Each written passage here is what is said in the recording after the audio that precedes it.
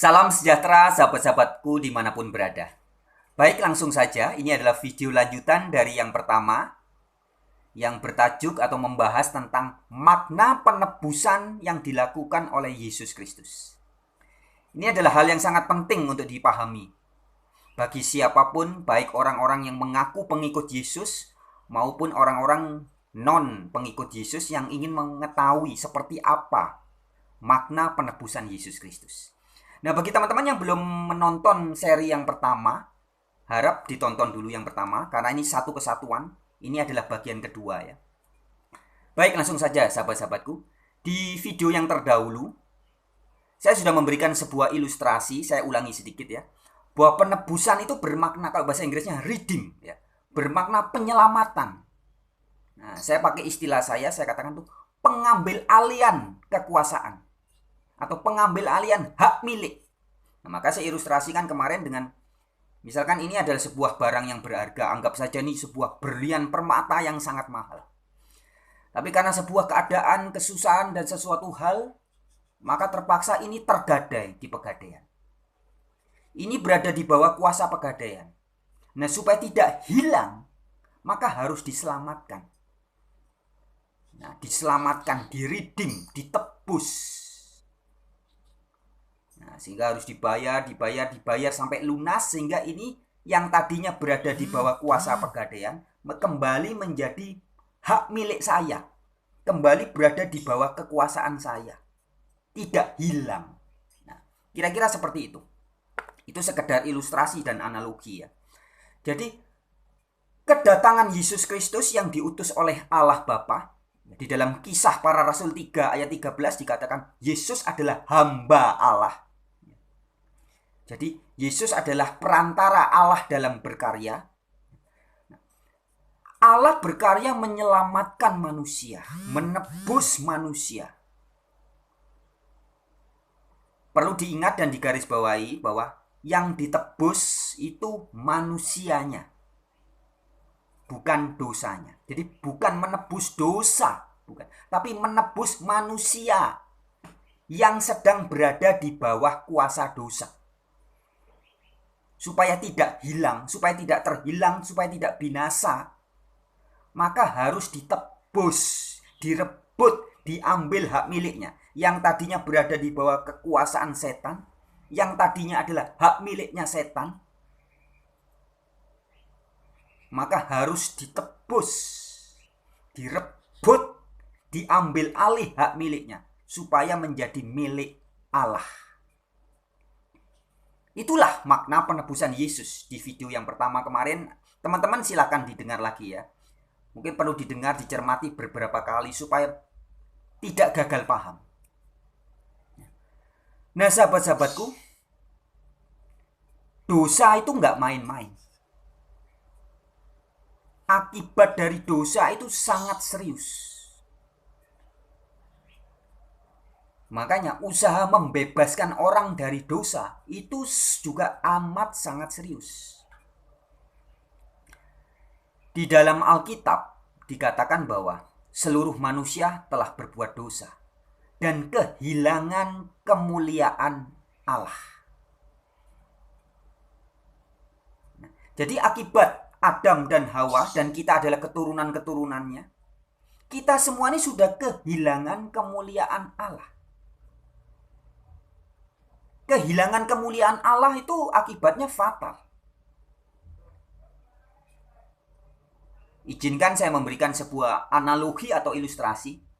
Jika teman-teman punya gadget atau smartphone yang baru, yang bagus, yang canggih, mahal, tapi kemudian setelah berjalan beberapa waktu, dia terkena virus dan tidak dibersihkan. Kena virus lagi, ketambahan, semakin banyak virus. Maka itu menjadi lemot dan tidak bisa lagi berfungsi secara benar. Gadget Anda atau smartphone kita tidak akan lagi bisa berfungsi normal. Karena gara-gara virus. Dan virus itu tidak dibersihkan. Gadget kita tidak dibebaskan dari virus, maka akan terus virus itu merusak.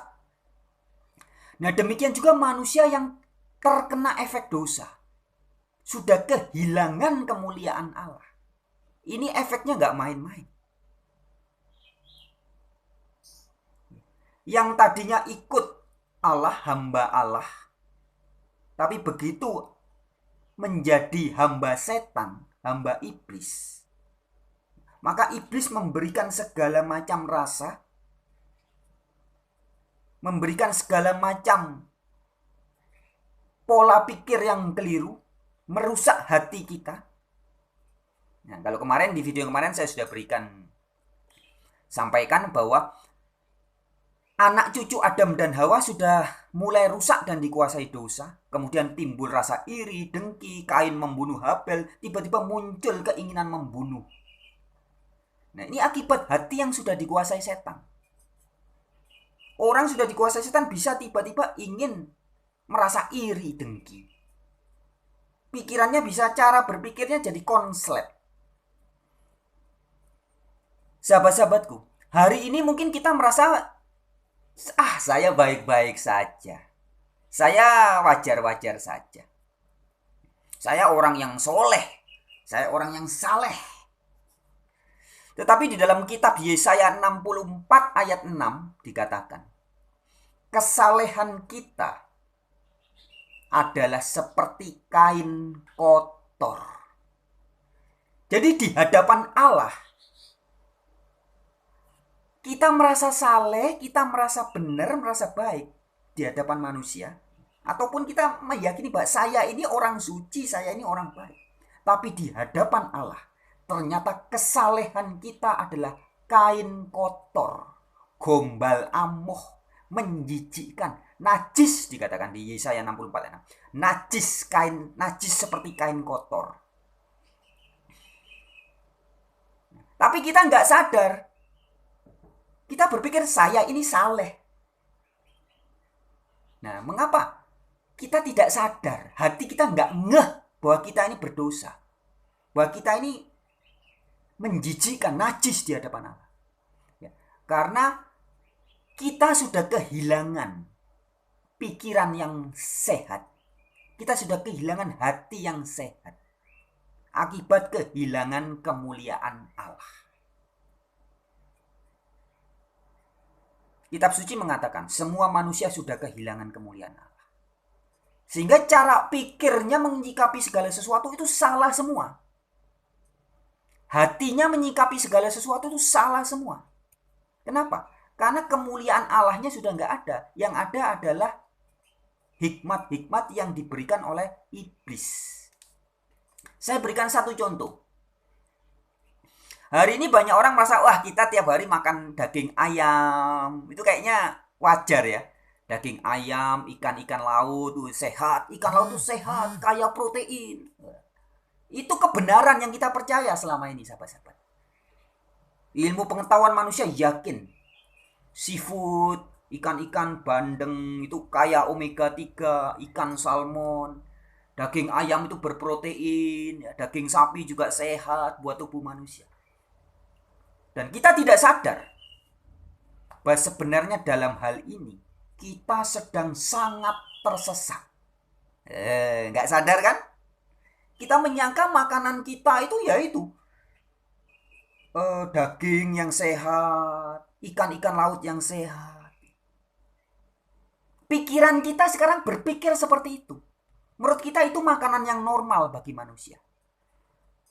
Padahal di kitab suci dikatakan sesungguhnya makanan manusia bukan binatang, hewan-hewan. Tetapi makanan manusia adalah buah-buahan dan tumbuh-tumbuhan. Buah-buahan berbiji dan tumbuh-tumbuhan. Dan itu tertulis di kitab suci. Kitab suci mengatakan ketika Allah menciptakan manusia, tumbuh-tumbuhan dan buah-buahan berbiji akan menjadi makanan. Itu sebabnya Allah menciptakan kita dengan perangkat, dengan hardware untuk mencerna tumbuh-tumbuhan dan buah-buahan. Dan bukan untuk mencerna binatang atau hewan. Gigi kita diciptakan gigi kita ini seperti binatang-binatang pemakan tumbuhan. Mirip dengan sapi, kuda, kemudian kambing, yaitu binatang-binatang pemakan tumbuhan. Gigi kita seperti gigi mereka. Pencernaan kita pun dibentuk, usus kita ini usus 12 jari. 12 jari itu artinya 12 lingkar pinggang. Panjang usus kita itu. Itu diciptakan untuk mencerna tumbuh-tumbuhan dan buah-buahan. Sama seperti ususnya sapi, kuda, kambing, domba, ya binatang-binatang pemakan tumbuhan itu ususnya juga 12 jari. Beda dengan binatang pemakan daging atau pemakan ikan. Itu ususnya cuma 6 jari, pendek. Nah, manusia diciptakan bukan dengan usus 6 jari, tapi dengan usus 12 jari.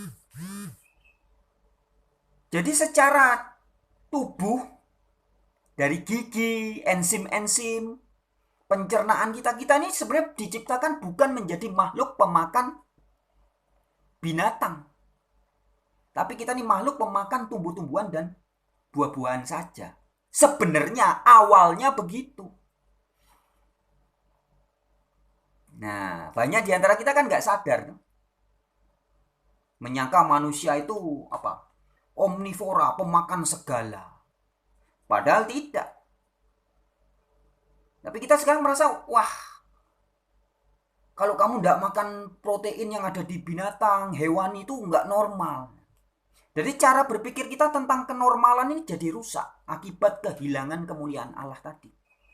Yang kita anggap normal itu sebenarnya di hadapan Allah itu ngawur. Kita merasa saya ini wajar, saya oke-oke saja. Di hadapan Allah sesat. Nah, itu baru dari sisi contoh makanan. Nah, kemudian saya lanjutkan sedikit ceritanya ya.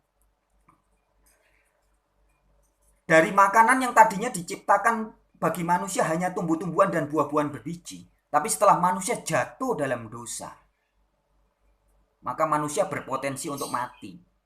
Maka standarnya diturunkan. Bolehlah. Dan manusia karena diberikan nafsu rakus di dalam kitab bilangan, dikatakan orang-orang rakus, manusia, orang-orang bajingan. Ya. Bilangan 11 mengatakan orang-orang bajingan kemasukan nafsu rakus. Akhirnya manusia mulai makan yang bukan makanannya. Mulai makan ayam, mulai makan ikan. Nah, standarnya menurun. Nah, saking degilnya hatinya, akhirnya sama Allah, oleh Allah diberi izin. Saking baiknya Allah itu. Oke lah, kalau kamu mau makan daging nggak apa-apa. Toh juga akhirnya sudah mati. Sebenarnya manusia kan awalnya diciptakan tidak bisa mati. Diciptakan untuk hidup kekal, tapi karena sudah berdosa akhirnya mati, ya udah nggak apa-apa. Makan daging jadi nggak apa-apa, ya. Nah, maka standarnya menurun. Manusia boleh makan daging, ikan, dipersilahkan. Nah, tetapi itu pun tidak bisa semua. Maka di dalam kitab Imamat 11 itu dikatakan, oke, kalau kamu mau makan banyak daging binatang, boleh. Tetapi yang ini jangan. Yang ini jangan. Ya. Jadi di dalam Imamat 11 itu dijelaskan. Misalkan ikan yang tidak bersisik dan tidak bersirip tidak boleh dimakan. Jadi seperti belut, lele, ya, itu tidak boleh. Kemudian yang hidup di dua alam seperti kodok, kepiting, itu sebenarnya nggak boleh. Itu kenajisan, itu haram bagimu. Itu semua tertulis rinci di dalam Imamat 11. Yang kemudian tidak memamah biak, berkuku belah tapi tidak memamah biak. Misalkan babi, celeng, itu juga nggak boleh, haram itu. Itu semua terjadi. Perubahan-perubahan standar manusia itu yang tadinya memiliki kemuliaan Allah. Karena kehilangan kemuliaan Allah, maka menurun. Cara berpikir menurun. Cara memandang kebenaran jadi rusak. Sesuatu yang dianggap benar oleh manusia, bahkan dianggap saleh oleh manusia, ternyata itu najis di hadapan Allah. Nah, jadi intinya begini sahabat-sahabatku.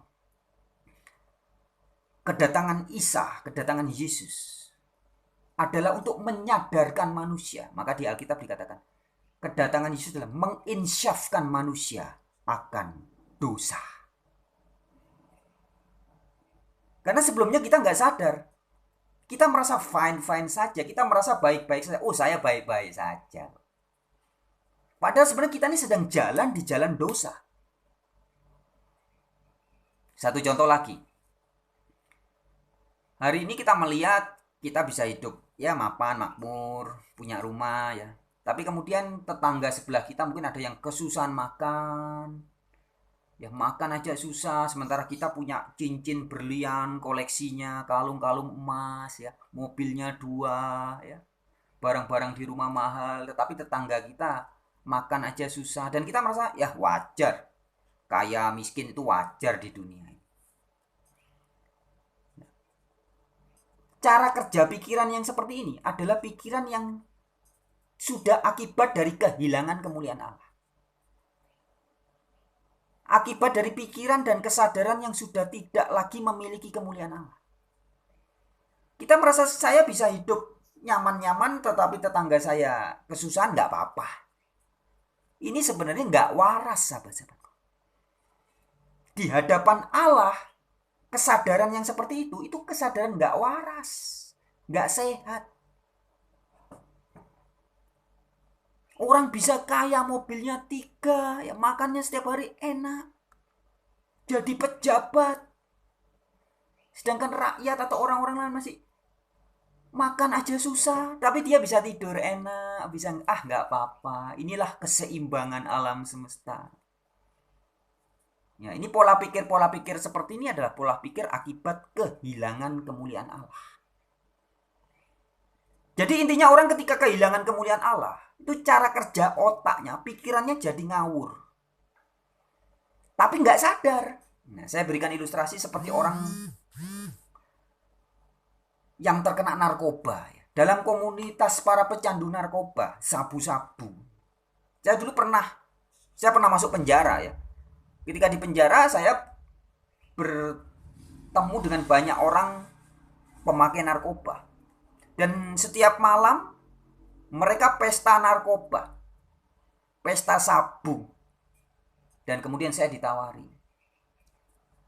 Saya bilang enggak, saya enggak bisa dan saya tidak pernah. Dan mereka bilang, hah? Enggak pernah. Mereka keheranan ketika saya berkata bahwa saya tidak pernah memakai narkoba. Bagi mereka orang itu enggak normal. Orang yang normal itu ya harus pakai narkoba. Hidup yang benar itu harus pakai narkoba. Kalau enggak pakai narkoba kamu itu hidupmu aneh, enggak cihui. Ya, enggak asik, enggak gaul, enggak normal kamu. Artinya apa sahabat-sahabatku? Standar kenormalan manusia itu beda-beda. Bagi orang-orang yang gila, orang yang waras akan disebut gila. Nah, begitupun dengan orang-orang yang sudah terpengaruh dosa. Cara kita mendengar sesuatu itu jadi tidak jernih lagi. Makanya di dunia ini banyak gosip, banyak hoax. Orang gampang tertipu oleh gosip, gampang tertipu oleh hoax. Karena pendengarannya, otaknya mengolah informasi sudah tidak normal lagi. Cara mata melihat sesuatu itu sudah tidak waras lagi. Ya, sahabat-sahabatku. Kemudian contohnya apa lagi? Dalam kehidupan kita sehari-hari, kita seringkali merasa saya baik-baik saja. Ketika seorang pria melihat video-video porno, rasanya biasa, normal. Kalau pria ndak jantan kalau tidak suka seks ya. Begitupun perempuan-perempuan ya, zaman now juga suka pamer aurat, pamer hal-hal yang memicu sensualitas, memicu seksualitas, menarik daya seks. Yang memiliki sex appeal itu dianggap hebat. Dan itu normal bagi kita, sehingga kita dalam bercanda sehari-hari sering ya, saling tukar-menukar video porno, pornografi, bercanda-bercanda yang porno-porno ya. Normal, manusiawi, manusiawi. Nah, hal-hal seperti ini di hadapan Allah adalah kenajisan. Jika dunia ini mengajarkan sebuah ajaran yang kamu dianggap bersinah kalau kamu berselingkuh dengan suami atau istri orang lain, itu namanya bersinah. Tetapi ajaran dari Allah yang disampaikan melalui utusannya, melalui hambanya, yaitu Yesus Kristus, mengatakan, jika kamu melihat perempuan dan kamu sudah ingin aja dalam hatimu, kamu sudah bersinah. Lu kok bisa? Nah, nggak sadar toh? Kita pikir yang namanya bersinah itu ya kalau saya sama perempuan berhubungan seks. Bukan pasangan yang resmi, kemudian saya berhubungan seks, itu namanya bersinah. Kalau cuma ngelihat, cantik ya, aku pengen tidur sama dia dalam hati. Itu bukan bersinah. Itu hanya keinginan. Tapi menurut Allah, jika kamu melihat perempuan dan mengingini dalam hatimu, kamu bersinah. Lu kok bisa? Nggak nangkep kan otak kita? Cara pikir kita nggak nangkep kan? Inilah akibat otak sudah keracunan dosa. Sudah kehilangan kemuliaan Allah. Kemudian Yesus juga pernah berkata, barang siapa membenci sesamanya, sudah sama dengan membunuh. Loh, kok bisa? Masa cuma benci kok dibilang membunuh? Kan nggak masuk akal. Membunuh ya membunuh, membenci ya membenci. Beda dong. Kita berpikir itu beda. Tetapi di hadapan Allah, membenci dan membunuh itu sama. Lu kok bisa? Logikanya gimana? Nggak masuk di logika kita. Logika kebijaksanaan Allah yang mulia tidak masuk di dalam logika pikiran kita yang sudah kehilangan kemuliaan Allah. Hati kita yang sudah kehilangan kemuliaan Allah juga tidak bisa mencerna sesuatu dengan jernih lagi. Nah, contoh-contoh itu yang saya sampaikan itu adalah bukti sahabat-sahabatku, bahwa kita sesungguhnya sudah benar-benar kehilangan kemuliaan Allah. Kita berpikir dosa itu adalah ketika membunuh orang, merampok, mencuri, memperkosa, mutilasi orang itu dosa yang besar. Sedangkan kalau cuma bohong putih, ya bohong-bohong sedikit demi perusahaan, demi keluarga, ya, itu nggak apa-apa. Tapi Yesus mengatakan, jika iya katakan iya, jika tidak katakan tidak. Apa yang lebih daripada itu berasal dari iblis. Jadi bohong sekecil apapun itu iblis. Kita mengabdi kepada iblis. Nah, hal-hal seperti inilah yang diajarkan, diberitahukan oleh Yesus. Maka di Alkitab dikatakan, kedatangan Yesus adalah menginsyafkan manusia akan dosa. Tadinya kita kan nggak insyaf. Kita pikir dosa itu hal-hal yang serem-serem itu. Bohong yang terang-terangan, kemudian berkata-kata nggak sopan, yang kasar, yang mencaci maki, kemudian membunuh, memperkosa, itulah dosa. Sedangkan standar dosa bagi Allah, dosa itu adalah pelanggaran hukum Allah. Dosa dalam bahasa Yunani-nya hamartia, artinya melenceng dari tujuan arah. Jadi ketika pikiran kita diciptakan untuk berpikir baik, tapi kemudian kita pakai untuk memikirkan hal-hal yang tidak baik, itu sudah melenceng, sudah hamartia, sudah dosa di hadapan Allah. Ketika kita diberikan hati untuk diisi dengan hal-hal yang baik, dengan firman-firman Allah, tapi kita isi dengan gosip, ya. Kita isi dengan hobi-hobi yang duniawi, musik-musik yang duniawi. Kita nggak sadar, kita menganggap itu fine-fine saja. Tapi di hadapan Allah, itu hamartia, itu melenceng. Itulah dosa. Dan akibat dari dosa ini nggak main-main. Dosa ini nggak main-main akibatnya. Fatal. Apa? Manusia terpisah dari Allah.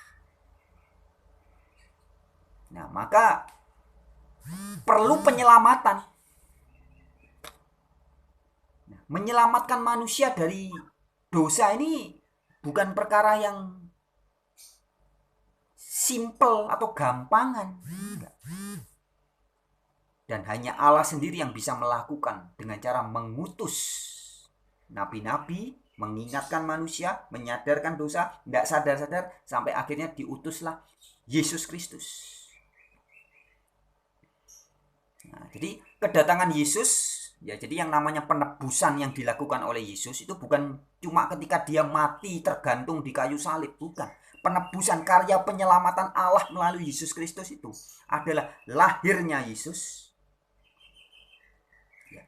ajaran-ajarannya Yesus, tanda-tanda dan mujizat-mujizat yang dilakukan oleh Yesus, penderitaannya Yesus, Yesus dibenci, dianiaya, menderita, sampai kematiannya. Nah, nanti kita akan bahas khusus nih, menjadi segmen khusus ya. Kematian Yesus di Alkitab dikatakan, oleh kematiannya ia mengalahkan iblis. Nah, mati loh, kok bisa menang, itu gimana ceritanya? Inilah rahasia dari Injil, Evangelion atau kabar baik. Alkitab menulis, kematian Kristus mengalahkan iblis. Kita akan bahas khusus nanti di video tersendiri. Ya. Jadi Injil atau Evangelion atau kabar gembira adalah kabar baik. Itulah inti penebusan, usaha penyelamatan yang dilakukan Allah kepada manusia. Jadi yang ditebus bukan dosa-dosanya. Dosa itu kan kejahatan. Jadi dosa itu kan pembunuhan, pemerkosaan, penipuan, korupsi. Ini kan dosa-dosa, bentuk-bentuk dosa. Nah itu tidak perlu diselamatkan, itu tapi tidak perlunya dibuang. Dosa itu tidak perlu ditebus, yang perlu dibuang, disingkirkan. Jadi tidak tepat kalau orang mengatakan Yesus menebus dosa. Tidak ada itu Yesus menebus. Dosa buat apa? Yesus menebus perbuatan memperkosa. Biar apa? Yesus mau jadi pemerkosa? Nggak bisa. Allah itu suci, tidak bisa. Tidak butuh karakter pemerkosa, pembunuh, pencuri, perampok, penipu. Itu nggak bisa. Jadi tidak bisa dosa ditebus oleh Allah, itu nggak bisa. Dosa dengan karakter Allah itu tidak nyambung. Nggak nyambung, nggak bisa. Nah yang ditebus adalah manusia yang berdosa. Manusia yang berada di bawah kuasa dosa. Manusia yang sedang dikuasai setan. Itu yang ditebus. Yang tadinya berada di bawah kuasa setan, kemudian diselamatkan, direbut, diridim bahasa Inggrisnya, ditebus supaya menjadi milik Allah. Nah kalau sudah jadi milik Allah, baru bisa diperbaiki, hatinya diperbaiki, pikirannya diperbaiki. Kalau hati dan pikirannya sudah diperbaiki, jadi baik, otomatis nggak usah lagi diperintahkan berbuatlah yang baik, tidak perlu. Kalau hati sudah baik, pikiran sudah baik, di Amsal dikatakan, jagalah hati sebab dari dalamnya terpancar kehidupan. Jadi kalau hati Anda dan saya sudah baik, sahabat-sahabatku, tidak perlu dibilangi berbuat yang baik ya, jangan mencuri ya, jangan berbohong ya, jangan membunuh ya, jangan berzinah ya, tidak perlu. Kalau hati sudah baik, otomatis yang keluar dalam pikiran dan dalam tindakan. Jadi tindakan kita, perbuatan-perbuatan kita, itu awalnya ada di dalam hati dan pikiran. Tidak mungkin orang yang hatinya, pikirannya setiap hari dipenuhi dengan firman-firman Allah, kemudian bertindaknya tiba-tiba memperkosa orang. Nggak mungkin.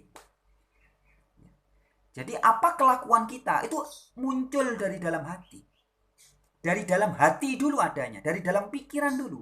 pikiran baik, hati baik, otomatis perbuatannya baik. Otomatis. Jadi otomatis seperti dari buahnya lah kamu akan mengenal. Jadi kalau orang memperkosa, kamu bilang, oh ini sebenarnya hatinya orang ini baik. Itu tidak mungkin. Ya.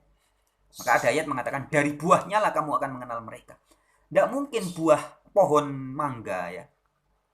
Kemudian kita berdoa, pohon mangga, ini lagi musim mangga. Semoga kamu berbuah mangga ya. Aku berdoa, pohon mangga berbuah mangga ya. Jangan berbuah yang lain. Tidak perlu dibilangi gitu. Pohon mangga otomatis tanpa perlu diperintahkan, buahnya pasti mangga. Pohon pisang tanpa perlu diperintahkan, Anda tidak usah khawatir. Aduh, nanti pohon pisangku ini gimana? Mudah-mudahan tidak berbuah salak ya. Mudah-mudahan buahnya pisang. Tidak perlu. Pohon pisang pasti buahnya pisang. Maka dari buahnya kita bisa tahu. Jika buahnya mangga, oh pasti pohonnya mangga. Jika buahnya pisang, pasti pohonnya juga pisang. Jadi ini sebuah kepastian. Sangat pasti. Nah, maka orang-orang yang hatinya sudah dirubahkan oleh Allah, pikirannya sudah dirubahkan, otomatis dia akan berbuat baik. Sehingga berbuat baik jadi semudah membalikkan telapak tangan.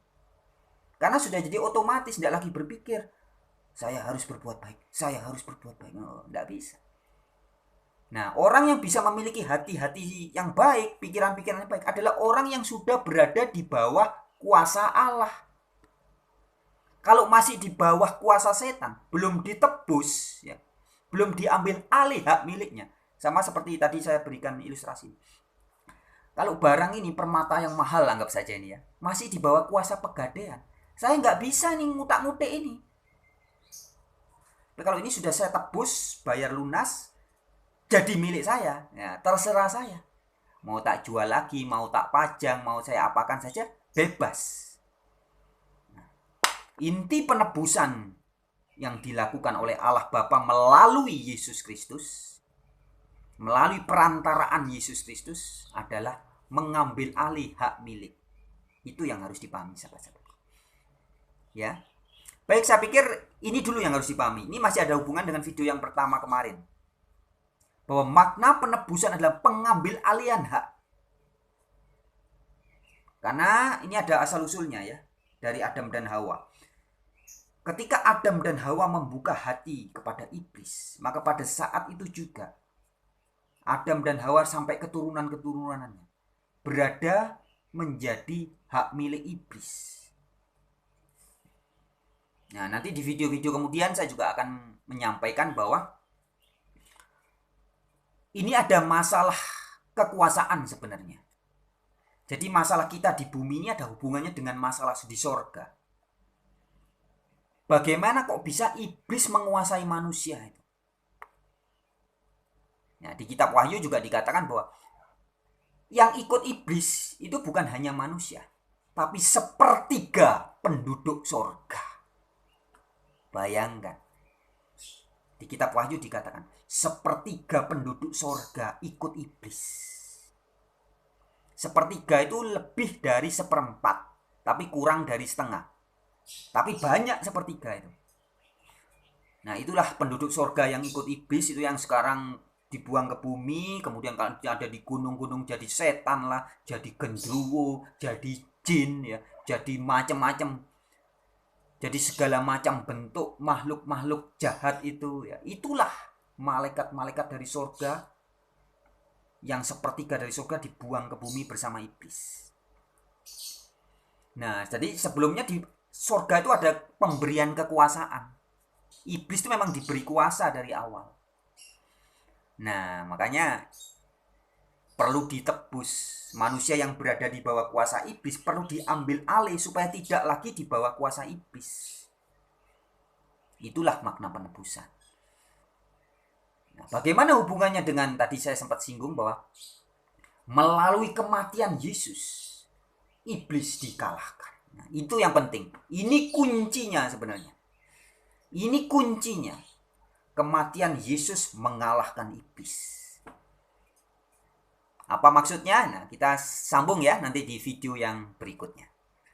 Baik sahabat-sahabatku, terima kasih buat siapapun yang menonton video ini. Salam jumpa dalam kesempatan yang berikutnya. Shalom.